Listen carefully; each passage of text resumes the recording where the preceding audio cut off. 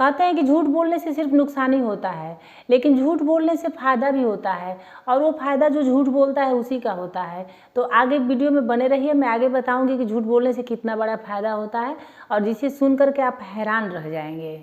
देखिए, हम लाइफ में डेली झूठ बोलते हैं, कभी खुद को बचने के लिए, कभी किसी को बचाने के लिए, कभी रिश्तों को बचाने के लिए। तो अगर किसी की भलाई के लिए हम झूठ बोल रहे हैं तो वो झूठ पाप नहीं है, लेकिन झूठ तब पाप बन जाता है जब उससे किसी का नुकसान हो, उससे किसी की जान पर बनाए, तो वो झूठ पाप बन जाता। उस स्थिति में आपको कभी भी झूठ नहीं बोलना चाहिए। जैसे अक्सर लोग क्या करते हैं कि अपनी तारीफ़ें करते हैं, डींगे हाँकते हैं, उसे किसी का नुकसान नहीं होता है, वो जो उनके पास नहीं रहता है वो भी बताते हैं। तो चलिए, कम से कम बता के वो भी खुश होते हैं और आप सुनते हैं। आपके पास अगर टाइम है तो आप उसकी बातों को सुन रहे हैं, तो कम से कम आपके चेहरे पे मुस्कुराहट आ रही है, तो आप खुद ही एंटरटेन हो रहे हैं। दूसरा कि हमें इसलिए भी झूठ बोलना पड़ता है कि सामने वाला हर्ट ना हो जाए, सामने वाला दुखी ना हो जाए हमारे सच को सुन करके। जैसे कि पत्नी ने बहुत प्यार से आपके लिए खाना बनाया, आपके सामने खाना परोसा, और बहुत प्यार से पूछ रही है कि खाना कैसा बना है, लेकिन खाना वास्तव में अच्छा नहीं बना है, बिल्कुल अच्छा नहीं बना है, आपको नहीं अच्छा लग रहा है। लेकिन उस समय अगर आप सच बोल देंगे कि खाना बिल्कुल नहीं अच्छा है, तो वो पत्नी तो दुखी होगी और वो आपकी भी शामत आ जाएगी। तो आप झूठ तो नहीं बोलेंगे, आप कह देंगे हाँ ठीक है, अच्छा बना है। रिश्तों को बचाने के लिए बोला गया झूठ सच से भी बड़ा होता है। और अपनी पत्नी की बुराई उसके सामने तो मत ही करिए, क्या किसी के सामने भी मत करिए। अब बात आती है कि कब ना बोलें झूठ। देखिए, अगर आप शादी के बंधन में बंधने जा रहे हैं, तो अगर आप लव मैरिज कर रहे हैं, तो आप खुद ही एक दूसरे से बात कर सकते हैं, तो उसमें झूठ ना बोले। आप झूठ की नींव पर अपनी इमारत ना रखें। आप जो भी है, बहुत सच नहीं तो कम से कम कुछ सच तो बता ही दीजिए, झूठ पे मत नींव रखिए।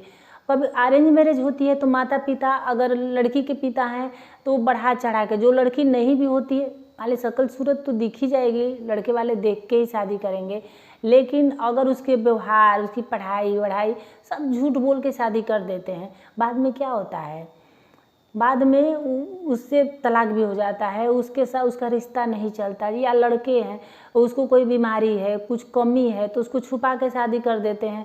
अब बाद में क्या होगा, रिश्ता टूट ही जाएगा। तो उससे अच्छा है, अगर लड़की में कुछ कमी है, लड़के में कुछ कमी है, तो सामने वाले को बता दीजिए, लड़की के पिता को, लड़के के पिता को, हाँ मेरे लड़की में चाहे मेरे लड़के में ये कमी है, उस लेवल की ही शादी करिए, दोनों खुश रहेंगे। जो जिस लेवल का रहेगा, मैं तो देखती हूँ अंधे की शादी अगर अंधी से हो जाती कितने खुश रहते हैं, लंगड़े की शादी लंगड़े से हो जाती वो भी खुश रहते हैं।